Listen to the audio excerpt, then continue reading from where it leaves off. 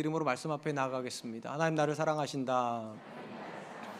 하나님은 내 인생에 크고 비밀한 계획 가지고 계신다. 하나님은 오늘도 나와 동행하셔서 그 계획 이루어 주신다. 아멘. 그렇게 될 줄로 믿습니다. 아멘. 언젠가 미국에서 임상 심리학 박사를 하고 오신 목사님과 영성에 대한 이야기를 나누었던 적이 있습니다. 당시 목사님께서 되게 뜬금없이 정 목사님은 영적인 것을 무엇이라고 생각하는가라고 물으셨습니다. 그리고 제가 대답을 할 틈도 주지 않으시고 목사님께서 바로 이야기를 이어가셨습니다.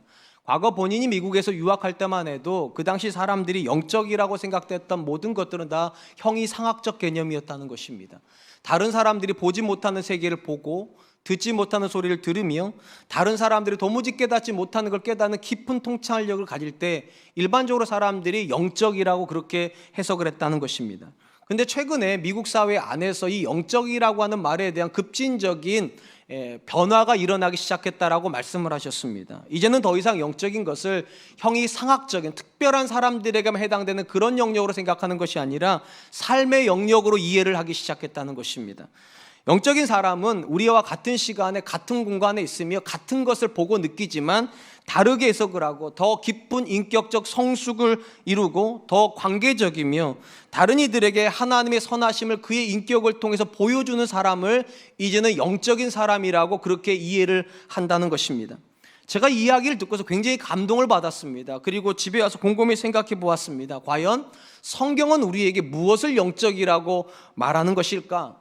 의심이 여지없이 어떤 종교보다 기독교는 더 영적인 세계를 인정하는 세계관을 가지고 있다는 것입니다. 성경 안에 세 부류의 영적인 존재가 나옵니다. 한 분은 하나님이시고 또 한 존재는 사탄이고 또 한 존재는 천사입니다. 우리랑 다른 형태를 가지고 있고 다른 세계에 있기 때문에 우리는 영적이라고 그렇게 부릅니다. 그리고 성경에서 한 존재가 영적이냐 영적이지 못하냐를 가르는 가장 중요한 기준도 역시 하나님과 관련이 있습니다. 이 부분에서 하나님께서 굉장히 의미심장한 명령을 이스라엘에게 주셨습니다. 출애굽하여 하나님의 백성된 이스라엘에게 이렇게 명령을 하세요. 나 여호와가 거룩하니 너희도 거룩하라. 일반적으로 우리가 이해하는 거룩은 하나님을 닮아가는 것입니다. 그런 점에서 성경이 말하는 영적인 것은 하나님을 닮아가기 위해서 오늘 우리가 하고 있는 일체 행동을 다 영적이라고 그렇게 해석하는 것입니다. 그렇다면 여러분, 한 존재가 거룩하여 하나님을 닮아가서 영적인 삶을 살고 있는지 여부를 어떻게 알 수 있겠습니까? 이 부분에서 우리가 도움을 받아야 될 부분은 하나님께서 거룩하라고 명령하신 레위기 19장의 내용을 참고하는 것입니다. 하나님은 이스라엘에게 단순히 거룩해라 라고만 말씀하신 것이 아니라 그들이 거룩해지기 위해서 어떤 일을 해야 되는지에 대해서 구체적으로 말씀해 주셨습니다. 굉장히 긴 내용이기 때문에 다 인용하기는 어렵고요. 구체적인 몇 가지 명령을 소개를 하면 부모를 공경하고 안식일을 지키며 우상을 만들지 말며 하나님께 드릴 제사를 합당하게 드리며 가난한 자들을 돌보며 도둑질하지 말고 거짓 맹세하지 말고 이웃을 억압하지 말라라는 등의 명령들로 구성이 되어 있습니다. 하나님께서 이스라엘에게 거룩하게 하기 위해서 주신 명령은 크게 두 부류의 명령으로 나눌 수가 있습니다. 하나의 명령은 하나님과의 관계 때문에 형성된 명령이고 또 하나는 사람과의 관계 때문에 주신 명령입니다. 우리는 일반적으로 과거로부터 누군가가 영적이냐 영적이지 못하냐를 어떻게 해석을 했는가? 주로 하나님과 관련된 영역으로만 해석을 했습니다. 그래서 우리 부모 세대만 해도 어떤 목사님이 영적인 목사님이고 흔히 말해서 깊은 목사님인가? 집에를 안 가시고 강대상에서 모포 뒤집어 쓰고 밤새서 기도하시는 분들, 자기 자녀는 돌보지도 않으면서 오직 목회에 목숨을 걸고 있는 목사님들, 화장실은 안 가는 것 같고 먹는 것 제대로 드시지도 않고 세상에 대한 욕심도 없고 오직 말씀과 기도에만 창념하는 그런 목사님들을 우리는 영적이다, 거룩하다 그런 얘기를 하고 저처럼 집 얘기하고 아이 얘기하고 아내 얘기하면 세속적이다 그렇게들 평가를 했습니다. 만약에 하나님과 관련된 명령만이 거룩의 명령이라면 과거에 우리가 가지고 있었던 영성의 해석은 정확히 맞습니다. 그런데 레위기 19장에서 하나님께 거룩하라고 주신 명령 안에는 하나님과 관련된 명령만 들어있는 것이 아니라 우리가 매일같이 만나고 있는 그들과의 명령이 들어가 있습니다. 가정에 대한 명령이 들어가 있고 사회에 대한 명령이 들어가 있습니다. 그 말은 우리가 하나님만 바라보고 하나님과만 교제하고 하나님께만 헌신하는 것을 영성이라 부르기에는 문제가 있다는 겁니다. 그건 한 영역입니다. 똑같은 영역이 어디 들어가 있는가? 우리 삶의 영역에 들어가 있습니다. 내가 하나님을 믿기 때문에 내 남편에게 어떻게 해야 되는가? 내 아내에게 어떻게 해야 되는가? 내 이웃에게 어떻게 해야 되는가? 이것이 더 넓은 의미의 영성이라고 해석하는 게 좋을 겁니다. 그런 점에서 어떤 사람이 영적인 존재인가? 하나님과 맺고 있는 이 거룩을요, 내가 만나고 있는 그들에게 전염시키는 사람이에요. 그래서 그들이 나를 통하여서 하나님을 발견하고 하나님께 영광을 돌리게 하는 좋은 사람이 되는 거, 그것이 훨씬 더 영적인 것입니다. 그래서 하나님께서 이렇게 명령하시는 거예요. 가난한 자들을 돌봐주고 도적질하지 말고 거짓 맹세하지 말고 이웃을 억압하지 않는 그런 삶을 살아라. 요즘 우리로 말로 말하면 굉장히 매력적인 사람이 되고 좋은 사람이 되라는 것입니다. 그런 점에서 성경이 말하는 영성은 훨씬 더 삶적이고 훨씬 더 일상적입니다. 우리의 삶이 그들이 눈에 볼 때 참 보기 좋아야 돼요. 예수님, 나는 안 믿는데 저 사람이 믿는 걸 보니까 삶이 건강해지고 관계가 건강하고 자녀들이 행복해 보이니까 나도 저런 삶을 한번 살아봤으면 좋겠다. 그런 지점을 우리는 영적인 지점이라고 그렇게 부르는 것입니다. 오늘 우리가 살펴보게 될 본문의 말씀 역시 영적인 존재가 이 땅에서 어떻게 살아가는가에 대한 삶에 대한 이야기를 담고 있습니다. 여러분이 기억하시는지 모르겠는데요, 이 골로새서 3장은요 첫 명령이 뭐였나? 예수 그리스도로 말미암아 새로운 삶을 얻었다면 위의 것을 찾아라. 이것이 첫 번째 명령이었습니다. 당연히 위의 것을 찾는다는 것은 영적으로 살라는 걸 거예요. 그리고 이어서 사도 바울이 말하는 영적인 것은 형이상학적이지 않습니다. 방언을 하거나 예언을 하거나 귀신을 쫓아내는 그런 게 아니라 놀랍게도 지극히 삶적이에요. 어떻게 말을 했는가? 육체의 정욕을 죽이고 분노와 노여움을 버리고 악의와 비방과 같은 옛사람의 성품을 다 벗어내고 그리스도와 같은 성품으로 옷 입는 것, 지극히 삶적입니다. 지극히 일상적이에요. 그리고 오늘 3장 끝부분의 내용은 뭐냐? 이 그리스도로 옷 입은 사람이 일상의 삶에서 어떻게 사는 것이 과연 영적인 것이고 어떻게 사는 것이 과연 하늘의 것을 구하면서 사는 것인가를 보여주는 말씀이라고 생각이 됩니다. 사실은 이 말씀을 읽다 보면 성경이 말하는 영성이 너무 평범해서 사실 당혹스럽기까지 해요. 오히려 우리는 이렇게 생각을 해야 될 것 같아요. 아내도 버리고 자식도 버리고 하던 일도 다 버리고 하나님께만 헌신해라. 세상에 소망 따위는 없다. 오직 천국을 위해서 헌신해. 이래야 될 것 같은데 놀랍게도 똑같은 남편 아내의 관계를 유지해라. 부모와 자녀의 관계를 유지해라. 직장 생활에서 상전과 부하지간의 관계를 유지해라. 다만 그 속에서 거룩한 사람이 어떻게 살아갈 수 있는지를 보여줘라. 그런 명령으로 구성이 되어 있다는 겁니다. 먼저 사도 바울은 남편과 아내의 관계를 이야기를 하면서 하늘에 소망을 두고 있는 아내가 해야 되는 일을 먼저 이야기를 합니다. 18절 19절 아내들아 남편에게 복종하라. 이는 주 안에서 마땅하니 남편들아 아내를 사랑하며 괴롭게 하지 말라. 하나님은 위의 것을 추구하는 아내들에게 뭐를 요구하는가? 남편들에게 복종을 요구합니다.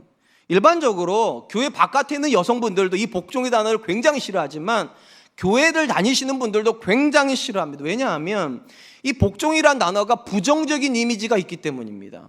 일반적으로 우리가 생각하는 복종은 어떤 개념인가? 열등한 존재가 우등한 존재에게 비굴하게 자기를 꾸르는 거, 자기를 낮추는 거, 이런 개념을 가지고 있어요. 그러다 보니까 교회를 다니거나 교회를 안 다니거나 현대사회 여성들은 이 단어를 굉장히 싫어할 수밖에 없어요. 왜냐? 지금은 여성 상위 시대니까. 우리 집에서도요, 제가 제 아내 눈치를 보는 거 아세요? 참 신기하죠? 아빠들도 딸 눈치를 그렇게 봅니다. 아들 눈치는 안 보는데 딸 눈치는 엄청나게 봅니다. 이런 시대에서 과연 남성보다 내가 더 우위에 있다고 생각하는 여성들이 남편에게 비굴적으로 자기를 낮춘다는 게 말이 됩니까? 그래서 교회에서도 아내들아 남편에게 복종하라, 이것이 옳으냐 하면 뭐라고 그럽니까? 그건 네 생각이고, 내 남편은 내 말 들어야지, 내가 왜 내 남편 말 들어야 돼? 내 남편이 나한테 맞춰야지 왜 내가 내 남편한테 맞춰야 돼? 이렇게 생각을 하는 경향이 있습니다. 그런데 오늘 본문에서 사도 바울이 말한 이 복종의 개념은 그런 개념이 아닙니다.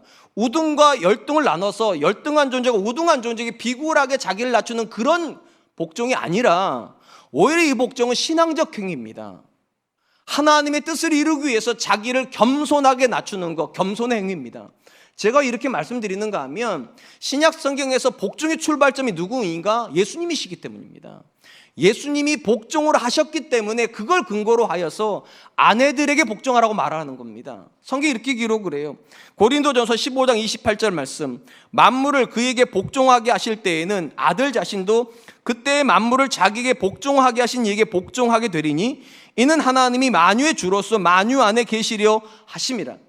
이 고린도전서 15장은요 예수님의 재림에 대한 기록입니다. 예수님께서 이 땅에 재림하실 때 모든 만물을 다 예수님의 무릎 앞에 꿇게 하고 예수님이 딱 서 계실 거예요. 그러니까 가장 높으신 분이 그 당시 예수님이에요. 근데 가장 높으신 예수님께서 다시 고개를 딱 돌리셔서 하나님 보신 다음에 그 하나님 앞에 자기 무릎을 꿇으실 거라는 거예요. 복종하실 거라는 거예요. 근데 이 복종에는 목적이 있어요. 하나님으로 모든 만유 안에 계시게 하기 위해서. 이 본문에서 고린도 전서에서 예수님께서 하나님에게 복종하셨다는 이 단어랑 오늘 본문 골로새서에서 아내들이 남편들에게 복종한다는 단어가 똑같은 단어입니다. 그러니까 왜 아내들이 남편들에게 복종해야 되는가? 고린도서의 개념으로 말하면 우리 가정 가운데 하나님이 계시게 하기 위해서 내가 내 남편에게 기꺼이 복종해 주겠다는 겁니다. 하나님께서 가정의 질서를 그렇게 만들어 놓으셨으니까 내가 내 남편보다 못 배운 것도 없고 인격적으로 못난 것도 없으며 심지어 세상적으로도 더 탁월한 인물이지만 하나님이 우리 가정 가운데 계시게 하기 위해서 내가 내 남편에게 복종하겠다. 그래서 신앙적 행위인 겁니다. 그래서 믿음이 있는 여자만이 이 말씀에 순종할 수 있는 것입니다. 저는 그래서 이 자리에 앉아 있는 모든 여성분들이 다 남편들에게 복종할 거라고 생각하지 않습니다. 오직 믿음 있는 아내는 그럴 줄로 믿습니다. 왜 여기서 남자가 아멘 합니까? 희한하네요. 여러분 아내들이 아멘 하셔야 돼요. 믿음 있는 아내들이요. 아내들에 대한 명령만 주지 않습니다. 남편들에게도 명령을 합니다. 남편들을 향해서 아내를 사랑하고 괴롭게 하지 말라고 당부합니다. 이 말을 들으면 또 여성들은 화가 나요. 아니 남편들한테는 아내들한테는 복종까지 얘기했으면 남편들한테는 뭐 뼈를 깎는 노력을 해야 된다든지 뭐 죽을 때까지 사랑해야 된다 뭐 이런 명령을 주시지 기껏 준다는 게 사랑하고 괴롭게 하지 말라 뭐 그런 거 주나. 너무 남성 중심의 세계관이 아닌가 그렇게 생각할 수 있어요. 근데 이거를 그 당시 바울의 관점에서 이해를 해야 됩니다. 그 당시 문화에서 아내들한테 남편들에게 복종하라는 것은 파격적이지 않습니다. 당연한 거 그거는요. 오히려 뭐가 더 파격적이냐? 남편들 보고 아내를 사랑하고 괴롭게 하지 말라는 말은 굉장히 파격이 왜냐? 이 당시 여자들은요 사람이 아니었기 때문입니다. 물건이었습니다. 남편의 소유였어요. 어느 정도냐면 인구조사를 하는데 여자는 사람이 아니라고 숫자에 안 넣어요. 화내지 마세요. 제가 한 거 아니에요. 이 당시가 그랬다니까요. 오죽하면 남편이 살다가 기분 나쁘면 이혼증서 써서 나가 하면 나가야 돼요. 그럴 만한 마음에 담대함이 없으면 어떻게 하는가? 첩을 들여도 돼요. 그냥 아내가 있는데 버젓이 있는데 아내 다른 여자 데려다가 당신 나가라고 옆방 살고 이 사람 주라고 이러면 그렇게 해야 되는 시절입니다. 아내가 아무런 권리가 없는 그 시절, 아내를 괴롭게 해도 아무 문제가 없는 시절에 남편들을 말하는 거예요. 교회 바깥에 있는 사람들처럼 아내에게 함부로 하지 말고 아내를 사랑하고 그 아내를 괴롭게 하지 말라. 이게 훨씬 파격입니다. 훨씬 더 무서운고 무거운 명령입니다. 특별히 우리가 이 본문에서 주목해야 될 것은요 남편들을 향하여서 아내를 괴롭게 하지 말라고 하는 명령입니다. 우리 성경에 괴롭게 하다는 말의 문자적인 뜻은 슬프게 한다 또는 분노하게 만든다라는 뜻을 가지고 있습니다. 여러분 우리가 부부 생활을 해보면 알지만 언제 아내들이 슬프고 언제 아내들이 화가 납니까? 자기를 사랑하지 않는 남편에게 복종해야 될 때요. 아니세요? 가끔 제 아내가 저한테 이렇게 얼굴을 이렇게 만져주면서요 당신 참 잘생겼다 이럴 때가 있어요. 항상 잘생겼어요 제가. 근데 특별히 제 얼굴 이렇게 만져주면서 참 당신 잘생겼다 참 멋지다 이럴 때는 언제인 줄 아세요? 내가 자기한테 잘해줄 때요. 그러면 언제 괴로우냐? 잘해주지도 않는데 내가 내 아내한테 아무것도 잘해주지도 않고 오히려 괴롭게 해주는데 그 남편을 향하여서 이 말씀을 읽을 때 복종하라 이 말을 읽을 때 괴로워 죽는 거죠. 그러니까 지금 남편과 아내의 관계는요 마치 톱니바퀴와 같아요. 아내가 남편에게 복종하고 있으면 남편들은 아내를 사랑하는 게 쉬워지고 아내가 남편의 사랑을 받고 있으면 남편에게 복종하는 게 쉬워져요. 사랑하는 성도 여러분, 한 번만 여쭤보고 싶습니다. 여러분의 집의 아내들은 남편들에게 복종하고 있습니까? 그 질문에 남편들이 답을 하기 전에 먼저 또 물어보고 싶습니다. 여러분들은 여러분의 아내들을 사랑하고 계십니까? 왜냐하면 복종하는 아내는 뭐 언제 쉬워지는가? 이게 사랑받고 있을 때는요, 기꺼이 자기를 맞춰줍니다. 남편들이 언제 아내를 사랑하기 쉬운가? 아내들이 기꺼이 자기한테 맞춰주고 있다고 느낄 때, 아내가 자기를 접으면서 복종하고 있다고 느낄 때 기꺼이 아내를 사랑하죠. 문제는 무엇인가? 누가 먼저 할 거냐죠.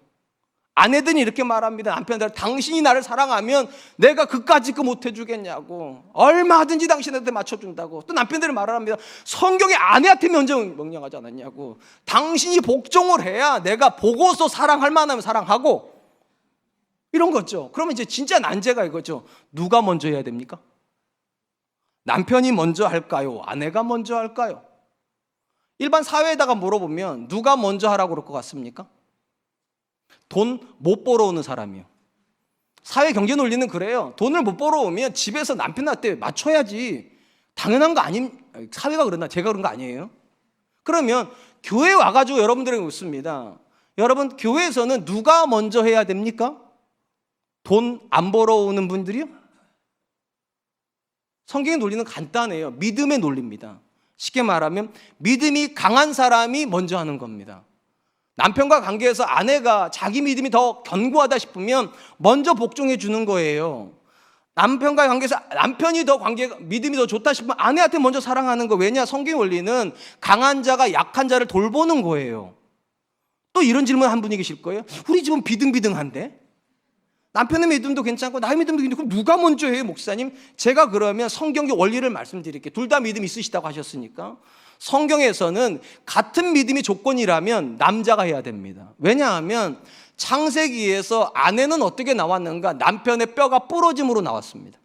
그 말은 남편의 희생이 먼저 전제가 된 상태에서 아내가 그걸 보고 나를 위해서 저 남편이 갈비뼈를 내어 주었구나, 이게 확인이 된 다음에 복종을 하기 시작한 거예요.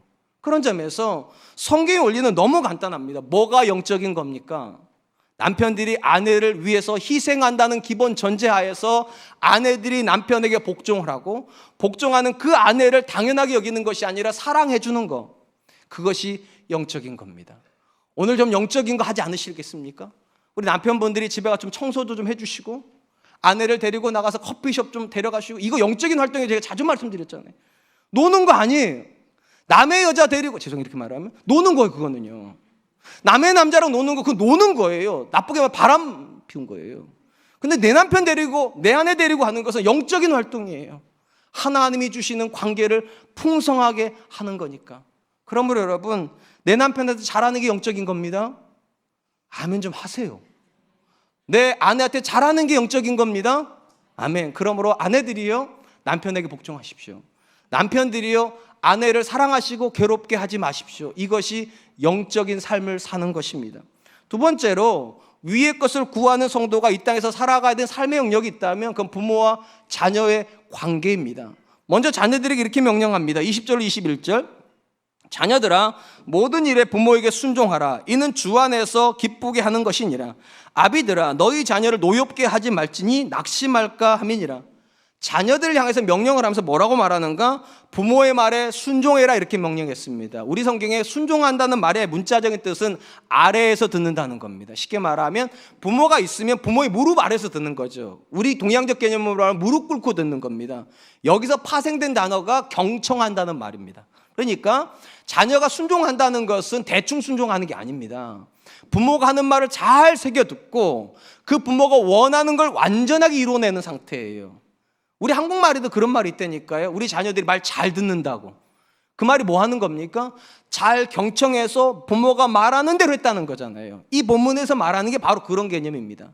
근데 특이한 게 하나가 있어요. 여기 보니까 이렇게 하는 것이 주 안에서 기쁘시게 하는 것이다, 이렇게 뒤에 있어요. 이 본문을 많은 분들이 이렇게 생각해요. 이렇게 하는 것이 주 안에서 부모를 기쁘게 하는 거라고 이렇게 생각을 합니다. 아닙니다. 주 안에서 기쁘게 한다는 말은 주님이 기뻐하신다는 얘기입니다.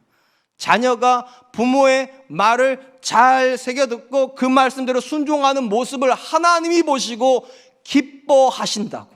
이게 영적인 활동이니까요. 근데 여기서 우리가 주의할 게 하나가 있어요. 근데 특이한 것은 자녀들에게 뭐라고 말했는가? 모든 일에 부모에게 순종하라. 모든 일에. 여러분, 모든 일에 순종하려면 부모가 자녀한테 가르치는 모든 게 옳아야 되는 거 아닙니까? 합당해야 되잖아요. 근데 한 번만 대답해 보실래요? 여러분들은 자녀한테 항상 옳은 거 시키십니까? 항상 바른 거 시키세요? 항상 성경적인 걸 요구하십니까? 제가 저를 들여다봐도 꼭 그렇지가 않아요. 때로는 이런저런 이해관계 때문에 그릇된 것을 이야기를 합니다. 그릇된 자리에 세우려고 그래. 그리고 뭐라고 말하는가? 남들도 다 이렇게 해. 그리고 엄마 아빠가 너 잘 되라고 얘기하는 거지 이게 지금. 뭐 엄마 아빠가 뭐 덕보려고 그러는 줄 아냐고. 잠깐만 눈 감으라고. 잠깐만 그냥 양보해 그냥. 그러면 더 높은 데 갈 수 있고 너 잘 돼. 이런단 말이에요 부모들이요. 그러면 어떻게 이런 부모한테 순종할까요? 그리고 어떻게 이렇게 순종한 것을 주님이 기뻐하실까요? 참 논리적으로 안 맞아요. 그렇기 때문에 이 본문에서 자녀에게 순종을 하되 부모에게 모든 것에 순종하라고 하는 것은 굉장히 독특한 관점을 가지고 있습니다. 적어도 부모가 항상 옳지는 않은데 어떻게 모든 일에 순종할 수 있는가? 이걸 풀 수 있는 키워드가 뭔가? 거기 이런 단어입니다. 주 안에서란 단어예요. 여기 나오는 주라고 하는 단어는 우리가 잘 아는 대로 문자적으로 주인이란 뜻입니다. 쉽게 말하면 부모가 주님 안에 있는 주님의 종이라면, 자녀가 주님 안에 있는 주님의 종이라면 부모가 주는 모든 명령에 대해서 철저하게 순종하라고. 왜냐하면 하나님을 주인으로 섬기는 부모가 자녀한테 나쁜 거 명령할 수 없습니다. 하나님을 인생의 주인이라고 고백하는 부모가 자녀를 그릇된 지점에 세울 수 없어요. 그게 기본 전제예요. 당연히 너한테 하나님의 뜻을 밝혀주는 그 부모의 모든 명령에는 자녀는 순종해야 되는 겁니다. 그러니까 한 번만 생각해 보세요. 자녀들을 향해서 왜 너는 내 말을 안 들어? 왜 부모의 말에 철저히 순종 안 해? 이걸 물어보려면 먼저 자녀들에게 확인받아야 될 게 하나가 있어요. 우리 부모가 주님 안에 있다는 사실을. 우리 아버지는 하나님의 사람이지. 우리 엄마는 기도의 어머니지. 적어도 나보다도 우리 부모님은 하나님 앞에 더 반듯한 분이신데 부모님이 나한테 하는 이 말 속에는 하나님 뜻이 들어있겠지. 그리고 순종하는 거예요. 그러니까 여러분, 자녀한테 순종을 명령하는 거 아닙니다. 받아내시는 거예요. 인정을 받아내시는 거예요.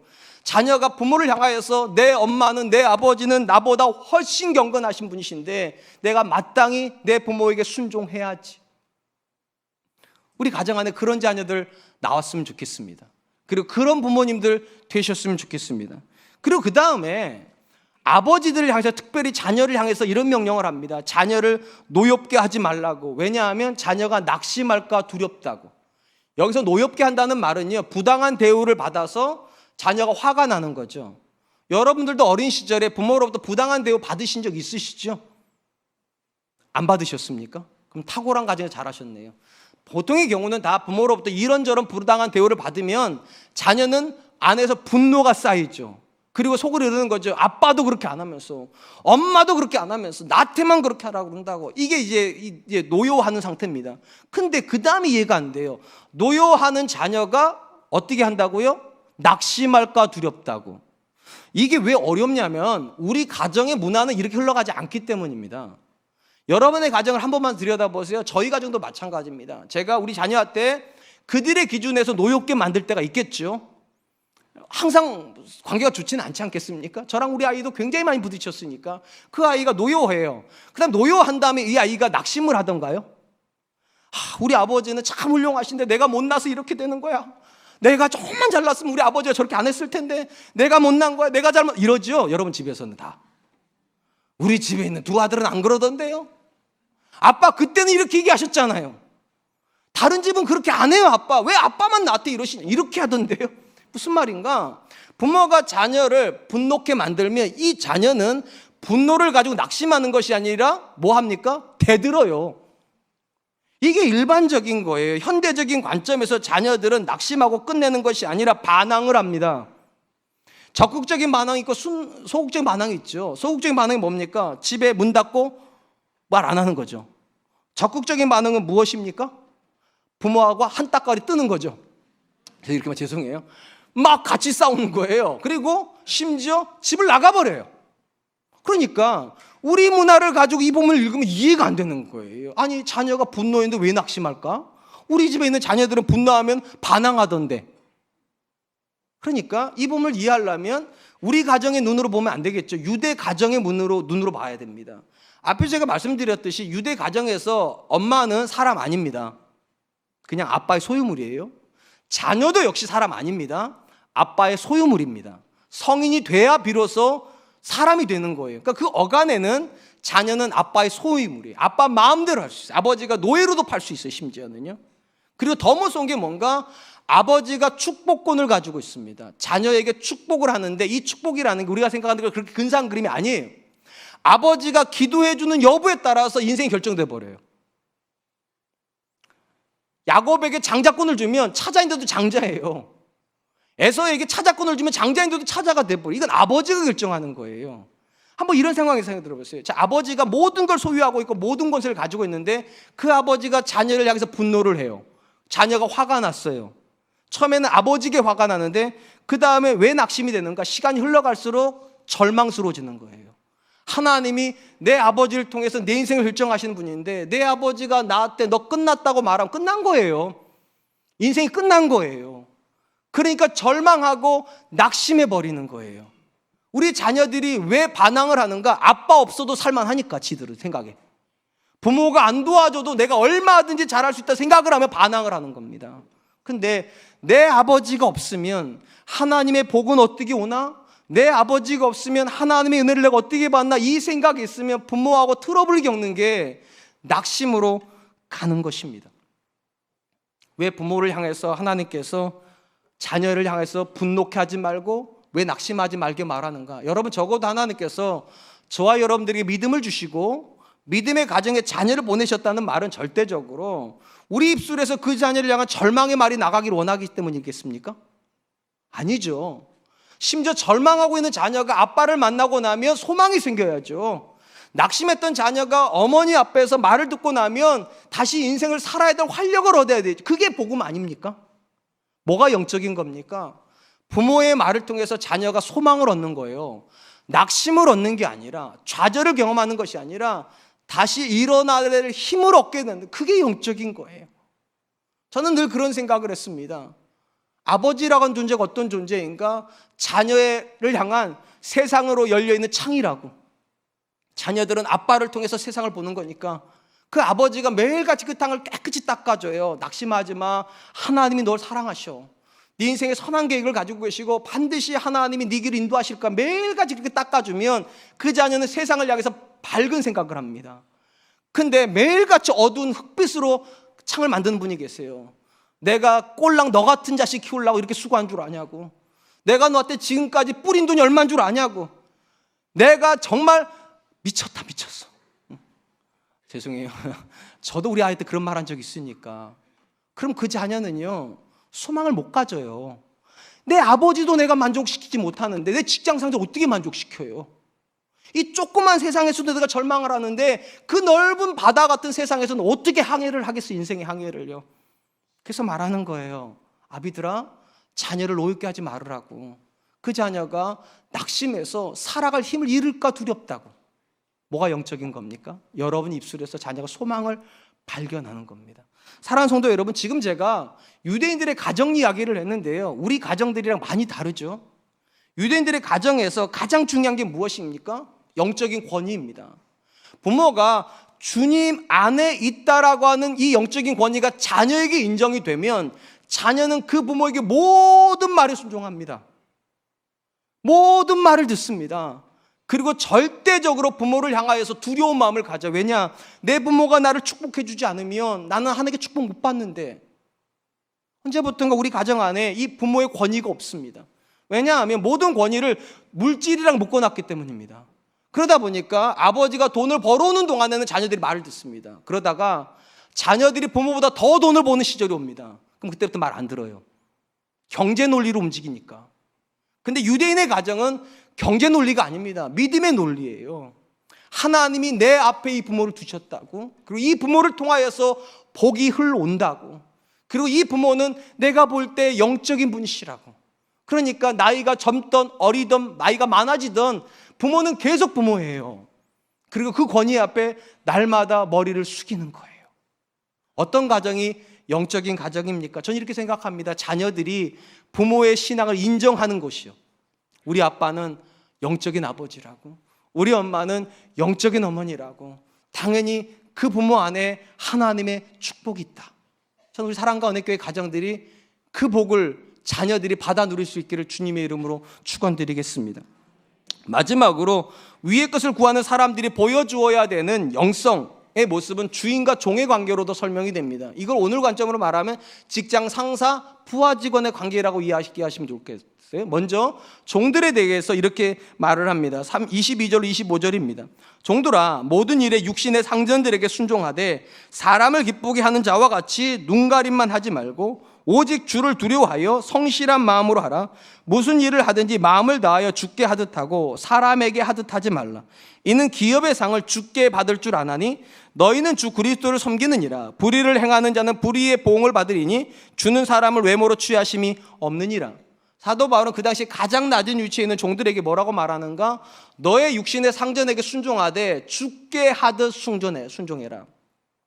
사도 바울이 살던 시절에는 종들이 굉장히 많았다고 합니다. 특별히 로마 지역에서는 60% 정도가 종이었고 40%가 시민이었다고 말을 합니다. 그러니까 굉장히 많은 종들이 있었습니다. 근데 한번 생각해 보세요. 그 종들의 입장에서 자기들이 하는 종살이는 사명일까요? 운명일까요? 숙명일까요? 굴레일까요? 굴레에 가깝죠. 아니, 굴레죠. 어떻게 해서든지 빨리 벗어났으면 좋겠고 어떻게 해서든지 도망쳐서라도 자유인이 되고 싶은 걸 텐데, 사도 바울이 하고 있는 이 명령 속에 종은 사명입니다. 죽게 하듯 하라고 그 자리에 놓아둔 사명이에요. 그들의 관점에서는 이건 벗어나야 된다 생각을 했는데, 사도 바울은 벗어날 생각을 하지 말고 그 자리에서 하나님이 기대하시는 바가 있다는 거예요. 그러니까 그 자리에서 하나님께서 무엇을 기대하시는가를 생각을 하고 너의 주인이 너 때문에 복을 받게 만들으라는 겁니다. 인간적으로 생각을 해보면 사도 바울에게 종들이 기대하는 메시지는 어떤 걸까요? 이런 거죠. 하나님이 도와주실 거니까 자유로운 삶을 살아라. 노예 반란을 일으켜라. 더 이상 노예의 자리에 있지 말고 자유자리로 옮겨라. 힘을 줄 테니까. 이게 훨씬 매력적이죠. 근데 바울은 그렇게 말하지 않아요. 종의 자리에 있는 것을 불평하지 말고 그 자리에서도 하나님의 뜻은 이루어진다. 그러므로 주인에게 순종하되 주께 하듯 순종해라. 또한 주인에게도 명령을 합니다. 4장 1절 말씀, 상전들아 의와 공평을 종들에게 베풀지니 너희에게도 하늘에 상전이 계심을 알지어다. 주인들에게 뭐라고 말을 하는가? 너희 종들을 어떻게 대우해야 된다고 말하는가? 너희 위에 상전이 있는 걸 기억함으로 의와 공평으로 대우해라. 아주 단순히 말하면 이런 겁니다. 너의 상전인 하나님이 너한테 해주고 싶어 하시는 거, 해주기를 기대하는 걸 너도 밑에 사람한테 해주고, 너의 상전인 하나님이 너한테 안 했으면 좋겠던 일은 너도 하지 말고, 하나님이 너를 사랑하기를 원하시면 너도 사랑하고, 하나님이 너에게 관심 가져주기를 원하면 너도 종들의 관심 가지라는 거예요. 이게 의이고 이게 공평입니다. 우리 중에 굉장히 많은 분들이요, 자기는 한 번도 밑에 있었던 적이 없는 것처럼 행동하는 분들이 계세요. 자기는 한 번도 실수 안 했던 것처럼 밑에 사람들을 완벽하기를 기대하시는 분들이 굉장히 많아요. 정직하지 않은 거예요. 하나님 이렇게 말씀하세요. 너 위에도 상전이 있다고. 하나님이 너를 아시는데 네가 네 종들에게 하는 행동을 하나님 모르실 것 같냐고. 똑같이 갚아주실 거라고. 똑같이 갚아주실 거라고. 사랑하는 성도 여러분, 우리가 본문에서 유심히 보아야 될 마지막 문장은 이런 겁니다. 주는 사람을 외모로 취하심이 없느니라. 주는 사람을 외모로 취하심이 없으시다. 제가 여기 왜 주목하려고 하는가? 오늘날 우리가 생각하는 영성이라고 하는 것이 굉장히 잘못되어 있기 때문입니다. 뭐와 관련해 잘못되어 있는가? 자꾸만 영적인 것을 성공이랑 연결시키려고 합니다. 우리가 영적이 되면 더 성공하고 더 높이 올라가고 더 많은 것을 소유한다라고만 자꾸만 생각을 해요. 그러다 보니까 어떤 문제가 벌어지는가? 낮은 자리는 하나님 자리가 아닌 거예요. 인생의 실패는 하는 뜻이 아닌 거예요. 그러다 보니까 대부분 사람들은 뭐냐, 종의 자리에서 어떻게 해서든 주인의 자리로 옮겨가야 된다. 무조건 낮은 자리에서 무조건 높은 자리로 가는 것이 하나님 뜻이라고 오해를 합니다. 그리고 이렇게 생각하는 것 같아요. 하나님은 성공해야 기뻐하시고 실패하면 싫어하시고, 높은 자리에 앉아있으면 가까이 하시고 낮은 자리에 있으면 멀리 하시는 분. 여러분이 성경에서 만나는 분이 그런 분이십니까? 아닙니다. 오히려 성경에서 관심을 가지는 것은 여러분의 자리가 어디냐가 아닙니다. 오히려 관심 갖는 것은 그 자리에서 하나님과 함께 계시냐에 관심이 있습니다. 낮은 자리냐 높은 자리가 관심 있는 게 아니라 어느 자리에 있든지 간에 그 자리에서 하나님과 함께 있는가, 그게 영성이에요. 왜 하나님께서 요셉을 그렇게 기뻐하셨습니까? 요셉은 종으로 시작하잖아. 노예잖아. 애굽에서 노예로 시작하는데 그 자리에서도 하나님과 함께 있습니다. 그리고 하나님께 그 자리를 주인의 자리로 옮겨주시죠. 총리가 돼요. 근데 여기서도 하나님과 동행합니다. 그러니까 자리의 문제가 아니에요. 영성은 하나님이 그 자리에 함께 계시는가 계시지 않는가의 문제입니다. 그러므로 여러분, 혹시 여러분들 안에 낮은 자리에 계신 분들이 계십니까? 강박을 버리세요. 성공하는 것만이 한 뜻이 아니에요. 지금 그 자리에서도 얼마든지 하나님과 동행하실 수 있어요. 아니, 동행하셔야 돼요. 혹시 높은 자리에 계신 분이 계십니까? 교만하지 마세요. 하나님께서 여러분들에게 권세를 위임하신 것이지 여러분 거 아니에요. 그리고 말한다니까요. 그 권세를 주신 분이 계시다고. 그러니까 이 명령은요, 이렇게 이해하시면 돼요. 여러분이 낮은 자리에 있으면 죽게 하듯 하시면 돼요. 모든 일을 내 위에 있는 사람을 섬기되 기쁨으로 죽게 하듯 하고, 여러분들이 높은 자리에 계십니까? 주님께서 하시듯 하세요. 예수님이라면 이 권세를 가지고 이렇게 하실 거야. 예수님이라면 이 돈을 가지고 이렇게 하실 거야. 예수님이라면 이 자리를 이렇게 쓰실 거야. 그러면 그것이 하나님에게 기쁨이 되는 줄로 믿습니다. 이제 말씀을 맺으려고 합니다. 예수님이 이 땅에 계시는 때 한 서기관이 와서 질문을 했습니다. 성경에 있는 모든 계명 중에 어떤 계명이 제일 큰 계명입니까? 그때 예수님께서 성경의 모든 계명을 요약을 해주셔서 두 문장으로 요약을 해주셨습니다. 첫째는 하나님을 사랑하고, 둘째는 내 이웃을 내 몸과 같이 사랑해라. 무엇이 영성이고 무엇이 거룩입니까? 이 명령을 순종하는 거예요. 하나님을 사랑하고 이웃을 내 몸과 같이 사랑하고 있는 상태가 영성입니다. 영적인 거예요. 오늘 보면서 이 이웃을요, 세 부류로 설명을 했습니다. 남편들에게 아내가 이웃입니다. 아내들에게 남편이 이웃이고요. 부모들에게 자녀가 이웃이고요. 자녀들에게 부모가 이웃입니다. 상전들에게는 종이 이웃이고요. 종에게는 상전이 이웃입니다. 그리고 공통 부모는 뭐냐? 사랑해야 돼요. 어떻게 사랑해야 되는가? 아내들은 복종함으로 사랑하는 겁니다. 남편들은 아내를 괴롭게 하지 않음으로 사랑하는 겁니다. 자녀는 부모의 말에 순종함으로 사랑하는 것이고, 부모는 자녀를 축복함으로 사랑하는 겁니다. 종은 주인을 섬김으로 사랑하는 것이고, 주인은 종을 향하여서 복을 흘려보내줌으로 사랑하는 겁니다. 그러면 사람들이 알게 될 거예요. 저 사람은 다르구나. 똑같은 관계를 사는데, 똑같은 일상을 사는데 저 사람은 다르게 사는구나. 우리 사랑하는 하나님께 성도님들이 거룩한 삶을 막연하게 생각하지 마시고, 우리가 맺고 있는 일상의 삶 속에서 어떻게 살 것인지를 고민하는 그런 분들 되시기를 주님의 이름으로 축원드리겠습니다. 이 시간 우리 함께 찬양할 텐데요, 제가 좋아하는 찬양 중에 하나가 삶의 작은 일에도라는 찬양입니다. 이 소원이라는 제목인데요, 맨 중간 이렇게 되어 있어요. 저 높은 곳에 높이 솟은 산이 되기보다 여기 오름직한 동산이 되기를 원한다. 여러분, 성공하는 게 하는 뜻이 아닙니다. 여러분 때문에 누군가가 하나님 앞에 감사할 수 있게 하는 삶, 그런 삶을 소원해 보지 않으시겠습니까? 우리 하나님께 찬양 드리도록 하겠습니다.